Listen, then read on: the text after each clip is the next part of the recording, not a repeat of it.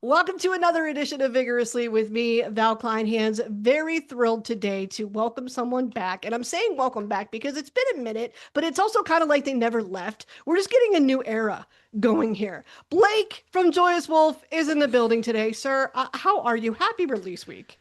Thank you so much. I'm great. I'm glad to be here. Thank you for having me. Are there any nerves? Are there still nerves?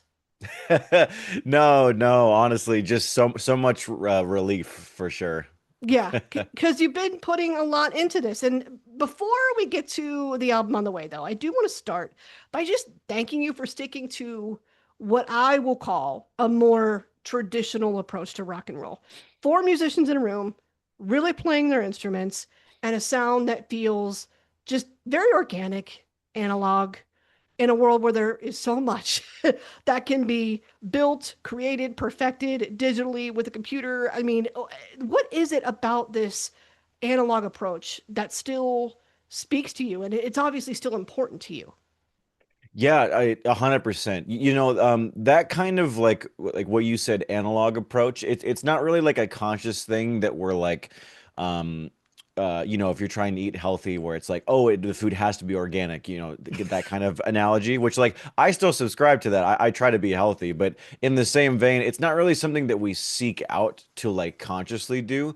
It's Mhm. just usually one of those things where it's like, if it is a lot more natural and analog, it typically has a more like instinctual feeling between all of us as opposed to like doing something maybe a little bit more artificial or superficial. You just don't really like connect with it as musicians, and that's kind of the whole point for music in my opinion. So like I think that music can do it well in some cases better than others, but as far as like just what we connect with and want to do generally, that's just always been usually like the foundation of what we enjoy.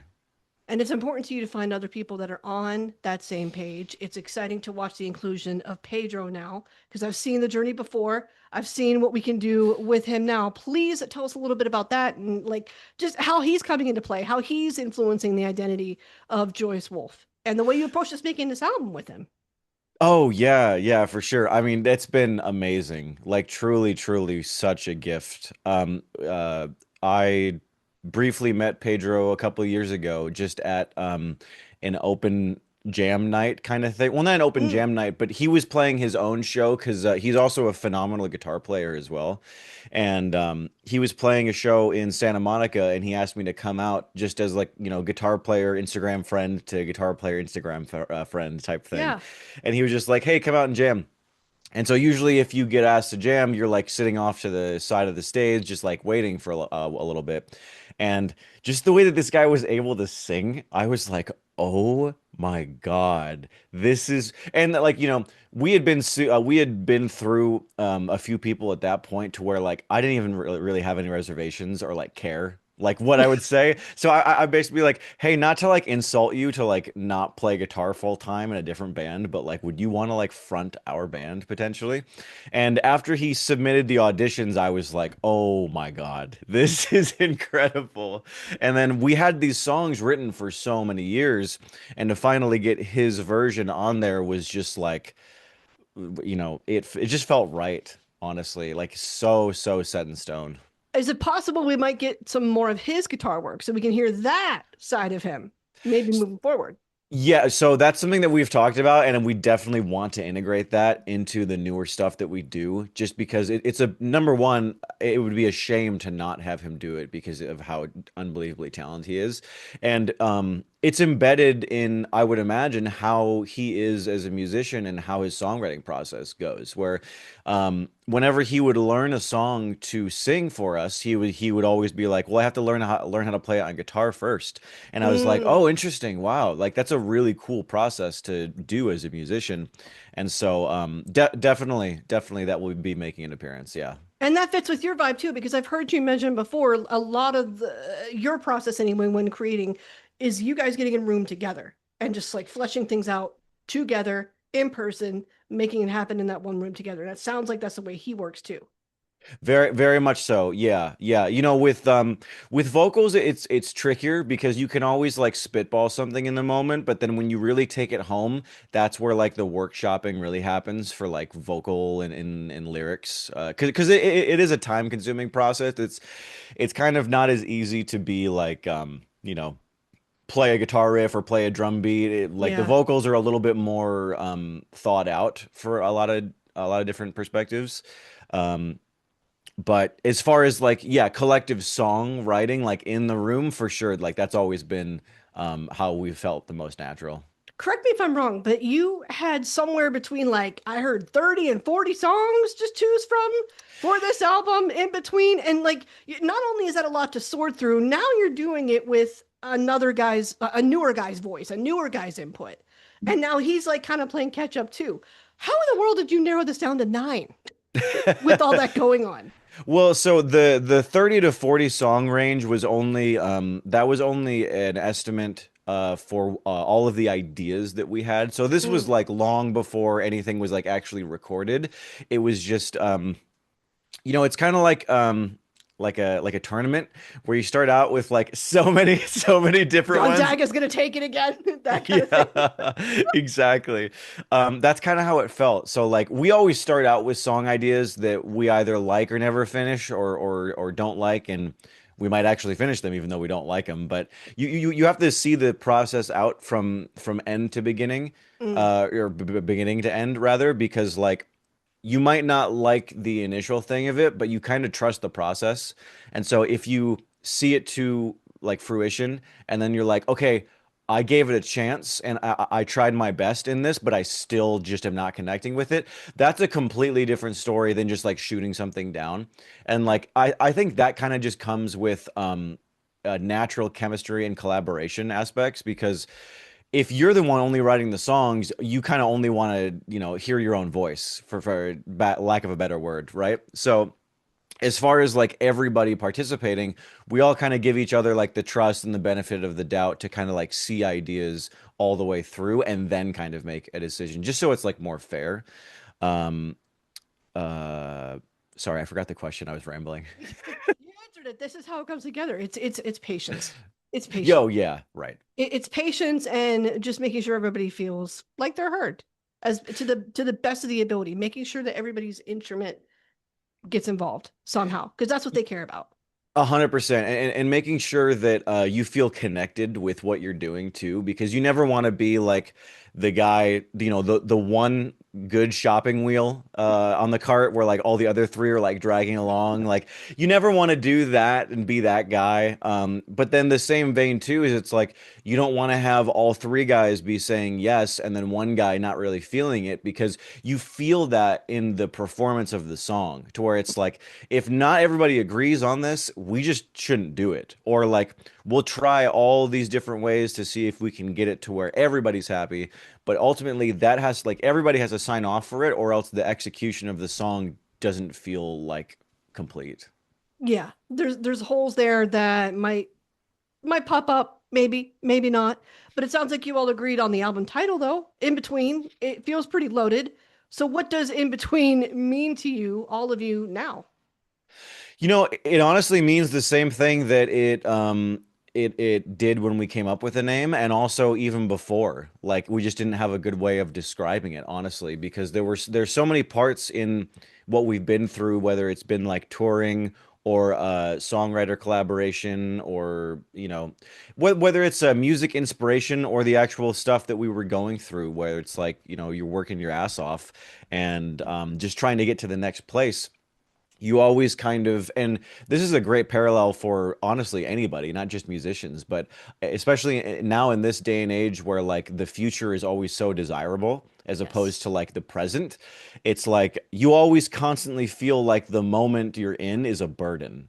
And that's kind Mm, of like, that's such a toxic perspective to have, unfortunately, because it's like, well, I have this past and all the stuff that I've been doing, and that's kind of like, that's influencing how I should feel, and I should already have all of these things that I want in the future. So now you're kind of resentful for your moment in like both directions, like past and present. And so the whole concept of being in between, was really what we were going through. But also to just make sure that that perspective wasn't completely like, I guess, toxic is a Right. good way of saying it. Holding on to your roots while you're evolving, because let's come correct on this. It has been a minute since the last album, and a lot has changed technologically and within the industry itself, like both since that time. So I'm curious, have you noticed that the way an album is made just generally has changed along with that while this going through this process? That's definitely been a factor for sure. Thankfully, I don't feel like we've been at the blunt end of that, just because we're not really trying to be like a pop rock band. Mm, So I don't think that the same kind of like expectations are there for us, where it's like, well, we're not going to release this music unless you guys work with a songwriter, or we're not going to do this unless that. It's not really that kind of situation for us, which is, we kind of wanted it that way. Like it would be a miserable experience, and kind of it would ruin music for us if it was like, well, if you want to do this, then you have to change everything, essentially. So it's like, yeah, God, so much has changed. I feel like we've been pretty good at avoiding it all, but I mean, everything that goes into getting popular on social media for like newer artists, I right. mean, like, that's crazy. That's wild. And it's instant. It's instantaneous and it's viral within seconds. And all of a sudden, you have millions of eyes watching every single thing that you do. And you're like, did I ask for this? Did I not ask for this? I don't even know. Because it just happened that quickly. And I didn't get a minute to ask myself. I wasn't involved in this decision making process. But Right. that is not the way that you have done things. All of you, it seems, all of you have really just started with, look, this is our core, our traditional four-piece analog, whatever it is that you want to call it. This is our core. This is what we're leading with. This is the mission statement, so to speak. And the world can do with it what they will. Pretty much. Yeah, we feel really positively about doing what is natural to us without having any like ulterior motives or anything else besides what is just genuinely enjoyable and desirable for us to do. And it's like, I feel like that's very, I think fans are smart. Like, Yes. genuinely, I think that fans can sniff that out, and the ones that don't, like, soon thereafter will probably get the hint, where it's like, people like a brand. People like good music. Whether those two things are together or not doesn't really matter for some fans' perspective, but for what Mm, they want to get out of the music, where it's just like, somebody will like your music for what it is if it is true. I've always believed that. And I think that that's all just something that we always want to make sure that we're true to, whether it's like trying to be super, super popular, or just, slowly grow what we're doing, but on a very real scale. yeah, they know what they want. And if they're not sure and they think things are sus, then you'll get the industry plant label, which is Yeah. which is a whole other conversation. A lot of the time, most of the time, I think we're way too quick to throw that out there. And that is something I feel like I've seen more often lately. I don't know why, but I see it so much. And that's just one change that I've seen. It's really, really weird. But Runaway, let's talk about the opener for this album because that's what captured me first. I saw the video, the screams from that man, Pedro. My goodness, yes. Musically, lyrically, I mean, it's a vibe. It's a vibe. It's top down. You're rolling through summer. You're enjoying life, really. I mean, so does that vibe generally stay consistent throughout all of In Between?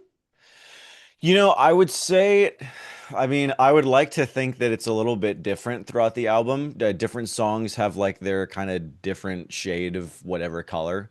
And one of the things that I feel like was such a goal for us when we were recording all of this, or writing all of the songs and recording the music, was a lot of the times rock bands have kind of like an on-off switch with who Mm-hmm. they are. What I mean by that is, it's like, as a rock band, you might want to like try to just impress people and be as, flashy as possible. So it's like everything on 10 all the time. Your priorities change.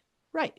I think so. Or maybe you just try to do more in different areas, where it's like, that's the on switch, and then the off switch is like ballad songs where it's like really, Yeah. really like tender and low, and you don't really have a lot of wiggle room. Kind of same thing with the rock stuff too. If you're super full blast, a lot of the times you don't really want to deviate from like those dynamics. We really wanted to like be a lot more full range with the capacity of music. Hopefully have different like emotions throughout the songs and try to formulate some aspect of like an album experience. It sounds like you're aware that this is sort of a reintroduction to the band. So you do want to show everybody this is the full spectrum. Like this is what we can do. 100%. And I feel like it's even more important too because like as long as we've been a band, we've never released an album, period. It's only been an EP and singles. So it's Mm. like it's actually kind of crazy because 9 songs is going to be the most amount of songs we've ever released at one given time. So you're exactly right. It was really what we wanted to do was make sure that people that see us for the first time is it's a full plate. Like it's a full spectrum of like everything well thought out the way that we wanted it to be and not really like trying to pander, essentially. Yeah. Artists also sometimes, I like this question because it plays on some internet banter a little bit. Sometimes artists will refer to their songs or their whole albums as bodies of work, like as their babies. So if you were to put in between as eldest child, middle child, or youngest, where do you think in between would be? Oh, I would think it would I think it would be the child that gets the most attention. I don't know which one I don't know which one that is. It's not middle. I think it's the youngest. I think it's baby. It's I baby. I kind of do think maybe it would be a baby child, but also like it feels like it has the responsibility of the eldest child, to be honest. Classic. And the eldest has to pull it quietly too. Like they can't Ex- say anything about it. They just have to work. Exactly. That's what it feels like. Well, so we talked a little bit about ballads. We love a ballad. Are we getting a ballad here? No, actually. No, Okay. there's not really like an all the time slow song on this record, which is pretty nice to not have to feel like that because a lot of the times what we would do is we would never be like, okay, we need a slow song.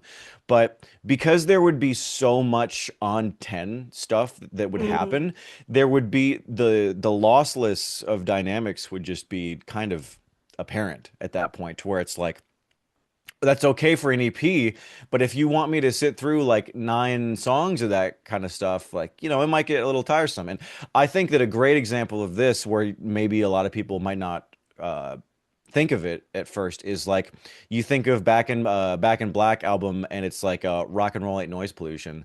Like that song doesn't seem like a low dynamic song, but just the fact that it's different enough from everything else on the album makes Right. it different. When you compare it to the rest of the body of work. So I've heard this from musicians thousands of times before. It just has to make sense for the entire body of work. And if it works, cool. If it doesn't, maybe we'll keep that in the back pocket for something it might be a better fit for.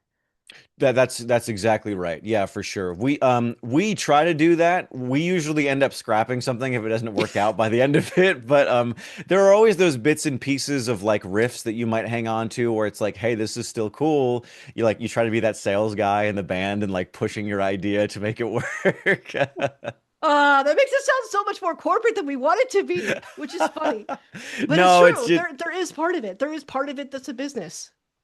oh yeah, but it's just I'm just half joking about like Yeah. people having their preferences of like well this is my baby and I want to make it work and then like it just comes down to sometimes it works, sometimes it doesn't. Yeah. What song do you want fans to lock in for, especially on this album? Oh man. Probably Storm. Okay. Yeah. And I why that would one? it was the first song that we wrote for the album, and it had like the exact dynamic of a song that I personally wanted to achieve, and I know that all of us collectively wanted to like be musically interesting, melodically interesting, but also have dynamics within a song that like weave like up and down, in and out, to where it's like I keep comparing it to like a dimmer switch, to where it's like instead of 100% or 0%, it's like, well, sometimes maybe 40, maybe 60, 75, like, yeah, that kind of thing. I feel it. And I know we were kidding about the business part, but we can learn something from you and your story, kind of sort of along those lines. I mean, you did sign with Roadrunner back in 2018. You spent years building the band. Now, looking back, what did you believe success was going to look like when you got that record deal? And has that changed since? That's a really good question. I think that when we initially got signed to Roadrunner, our vision of success was to just be successful on tour. And what that looked like in our minds is that, like, okay, we would release music, release content, go promote it out on the road, and then essentially like rinse and repeat. I mean, that's kind of the mission statement of like what bands do in a nutshell. There can be like some deviations, but essentially as a rock band, that's kind of like the cyclical process that you continually go through. That I think that that's still always the kind of thing that is just something we always want to do. I think maybe now it might be more focused on the songs because we realize how important that is. And so like workshopping music, uh spending time composing it. And it was funny because I did another interview a few days ago where this topic came up, and it's just like a kind of an interesting perspective to think about it, but it's definitely one that I've taken to heart more recently. It's like if you think of like your favorite band like of all time, like if you think of Led Zeppelin, you know, you think of them from all of the music that you've listened to and all of the Mm, videos that you've watched. And if you were to ever see them live, it would be like a grand life experience, right? It's so funny because for a band, that is the complete opposite. Because like if you think about it, a rock band plays all the time. Their regular thing is playing live, and their special thing is recording music because that's the thing that they do once, and then it's out there forever, and it's complete opposite experience for the listener. I see. So that's why this is the golden ticket, so to speak. Like the music itself is really what continues to sell itself, so to speak. If they're buying into it because they like it, then they're going to see all the bells and whistles that come after the fact, or that surround it. So what was it that it made this click for you? You know, the I think the only thing that made it click was just touring, and it was having the experience of having a back and forth within a live show, Mm, and you do that so many times to where, you know, it's a really fine line as an artist to walk to not like try to be disingenuous to yourself because like when you play something live, obviously you gauge a big portion of that what you're doing based off of the audience reaction. So like if someone boos your song, you know, you're probably going to take a second look inward and be like, hey, is there some truth to this? You're not going to be like, oh, they're completely wrong. Like if in a room full of people are telling you that it's wrong, like you're probably going to do some research or something, right?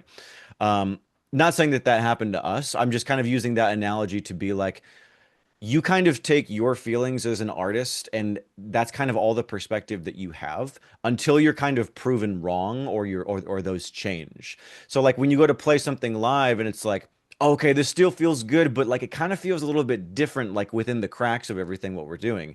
So you take that and then you workshop it with your future material. And then the next time you're songwriting, you're going to be like, oh, okay, you know what? This part would be cool here because I remember feeling an emptiness in a live performance. And so now I'm going to use that experience and try and backfill into this new song. make edits along the way while still holding on to, okay, we're still doing what we do. We're still doing what we're known for.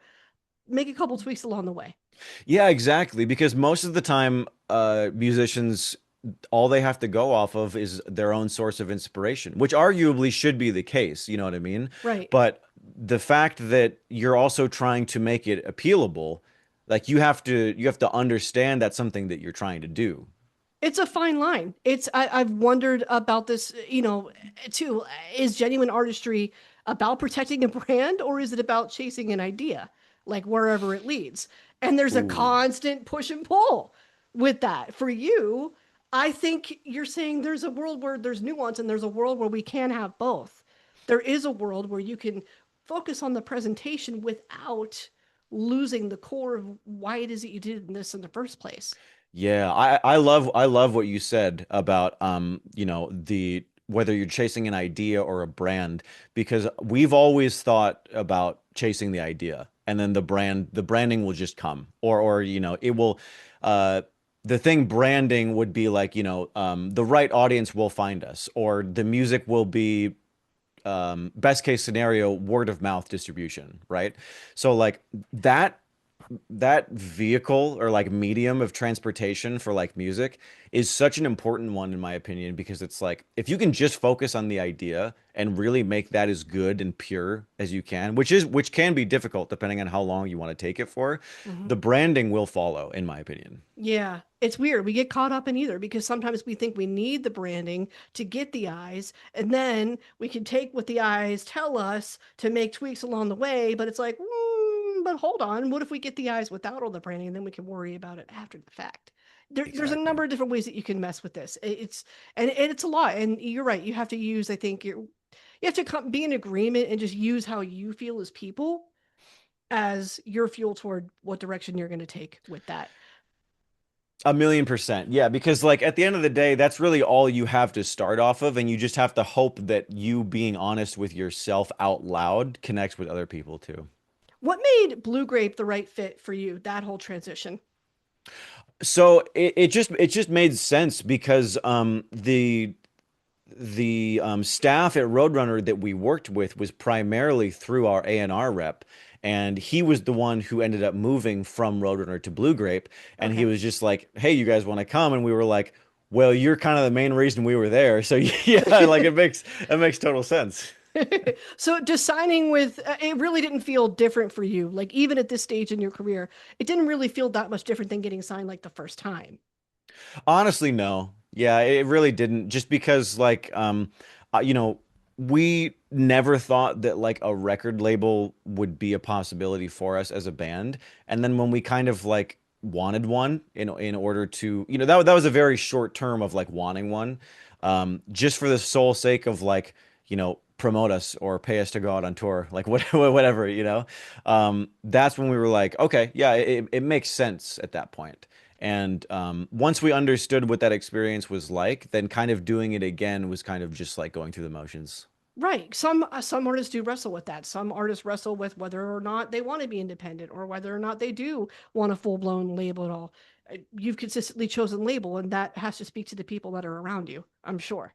It really does, because that's ultimately the only reason why any decision like that was ever made. Yeah, you're exactly right. Because if you wanted to be an independent artist, I mean, you have the most the most deep amount of tools at your disposal to be successful in that area. It's just it usually sits at the pinnacle of social media, because Yeah. that's where the promotion and funding always comes from. Like you can't black box a lot of these things. Like if you're gonna do it that way, the money's got to come from somewhere, right? Right. You're almost designing, well, we are. We're designing our whole promotional plan, our marketing plan around the way social media works anymore Oh because my God. that's it. Absolutely. And to even take it a step further, not even planning like that, a brand, but the art itself. Like that's a whole other Mm. conversation that's wild too to me. Is that different versus 2018? Do you think it's more of a priority now? Oh God, yeah, absolutely. And I think it's so important. It's almost like technology, and it's so weird too, because like if you're one of those Apple fanatics where you're like, "Oh my God, the 2027 like new iPad Pencil is gonna have artificial intelligence in it," and it's like, "Oh my God, I okay, that's your thing. Sure, cool." It's crazy to me because I'm seeing like a similar thing with musicians today, where it's like, no, actually, you have to post at 3:02 p.m. on a Wednesday, because the algorithm is going over like the Earth's rotational gravitational field, and it's like, this is crazy. But It is. that's what it takes to like stay up to date with all of the new toolings and ways that independent artists are promoting themselves. Right. There's room, there is room for it. We understand that it's inevitable. We accept that look, it's here, whether we like it or not. It is what it is. But perhaps, and I'm hoping in your case that one of the benefits to having a label is that they sort of help take some of that pressure off of you guys personally so that you can focus on what you do best and they can worry about that. 100%. And that's been one of the biggest benefits of having that kind of relationship. Not only that, but like anybody who works with us as a team or like partnership in general, that's usually the exact reason why that happens is because, we should be focusing on the music and then we have this trust, this two-way street of trust embedded to where like, hey, you're doing what I want you to do. That's great. And that works both ways from us and from them. Yeah, mutually beneficial. And you played alongside icons before, talking about mutually beneficial.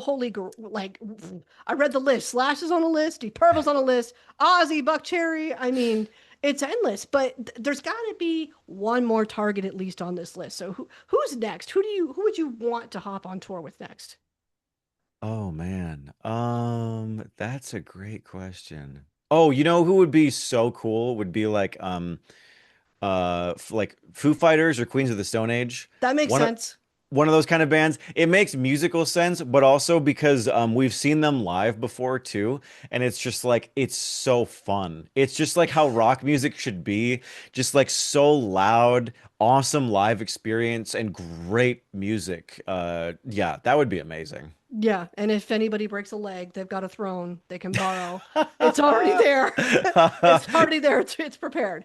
That was so great. Oh my gosh. That's the magic though. Like that just speaks to, hey, I want to keep doing what I've been doing, and I'm gonna look for whatever way I possibly can to get the job done to And the that is best of my ability. Yeah, you're right. That's such a, that's embodies such the soul of rock Yeah. in itself too. Is it's like not canceling a tour because you broke your arm, but it's like, the singer breaks his leg, takes a bunch of painkillers and then builds himself a throne. Like that's pretty sick. It is, and then everybody's talking about it again because I don't know why no one's thought of it before. Like that was my first reaction when I saw because I saw Dave on that tour, and I was like, why has no one done this before? Like no one's done this before. No one's thought about this is the simplest thing. I can't what? But it's so mind blowing at the same time. Yeah, what a statement. Oh my gosh. Amazing. So, is there a possible tour on the way since we're on the subject? Is that maybe in the works? We would love for that to happen. 100%. Yeah. I think what's more realistic is possibly some shows, like a string of shows in our area of Southern California. But primarily what we would love to do is like fly dates for festivals. Mhm. And then if there are any connecting shows around the festivals too, that would be sweet. But I know that that's something like doing fly dates for specific festivals, like returning festivals or whatever. That's definitely been something that we would entertain and love doing too. Oh my gosh. Yeah. After everything it took to get here, are you still excited to do it all again? Oh, absolutely. Absolutely. I mean, like, the music being released part is probably just like the biggest factor. Just to have those bodies of work out, and to be able to be listened to as they should have been the entire time because like there's such a long period of time where we were playing the new music live but it just wasn't released yet because of timing issues and so we Mm. never got that resolved but that's probably the biggest thing that we're looking forward to and then having like the correct content support that also like we were kind of wanting more of in the past. So I think we're trying to do like a start over and try and like do things the way that we should have done them the first time in our minds. Really? So you feel like you really does feel like a second chance for you now. Or like now Yeah. you're taking what maybe didn't work right then and you're saying, okay, we have another chance now. Let's do this differently and see how it plays out, knowing what we know. That's exactly right. Yeah, I think it's important about like taking the things that did work from our first runs and taking the pros, the cons, and then using that as a blueprint to be like, okay, like we kind of have a chance to like arguably do things better in a lot of ways. Like if that was the chance, how would we approach that this time, knowing what we know now? And I feel like that really kind of gives us an advantage as far as like what to do and how to do it the way that we would want to. That's a very rock and roll story in itself. Second chances. Like it really is. It really is. The underdog, second chances, and celebrating that and honoring that. And that's the spirit. So I'm here for it. What do you hope? that this album changes for Joyous Wolf? I would hope that it changes. I would hope that it gives people who have always enjoyed us maybe a broader perspective on the band. Mm. And I guess that sounds maybe a little bit too vague, but Broader musical perspective? yeah, broader musical perspectives and just a more well-rounded view of the band as far as musicians, but primarily like songs, Mm. like number one thing. Just having a better like what do I want to say, like production vehicle type of songs being written. I feel Mm. like that is what I would want our fans to ingest and be like, hey, we knew this band before. And then I would hope that they would think that we took the best stuff or what we wanted to from our inspirations from then and then did them the way that we wanted to do them now, kind of like with the same energy and attitude, but just with a more broader songwriting perspective. All we need is Runaway for that to be established. I'm just gonna say it because when I watched it again, I was like, okay, this is what I remember. Really, truly, like this is what I remember. Yeah, this is what I would expect that they would be doing in the year of our Lord 2026. This is what I would expect. So we're excited for it all. We can't wait. I cannot wait to see what's next, even after this. Like the sky's a limit. You probably feel like that. Honestly, yeah. I mean, just like hearing, like, primarily just hearing Pedro and what he's able to do. Like, I would have so many ideas. I just wouldn't even know how to formulate all of them to like actually do. But yeah, it'd be amazing to really get stuff going again in that vein. But then to really supplement the music that we release with like more content too would definitely be something that we're interested in also. Yeah, something that gives you that broader spectrum that we were talking about, Yeah, that everybody can look at. right. And have more of like an internalization of a feeling of the song. Not just from a listening Mm, perspective, but from whether it's music video or some other kind of like picture painting context, who knows? yeah, makes total sense. I can't wait for it all. Hopefully we get another US tour very, very soon. If we do, I'm gonna count down. We're gonna count down until Minnesota's on that list. So thank you so Oh, much for your absolutely. time. Happy release week. Let's go.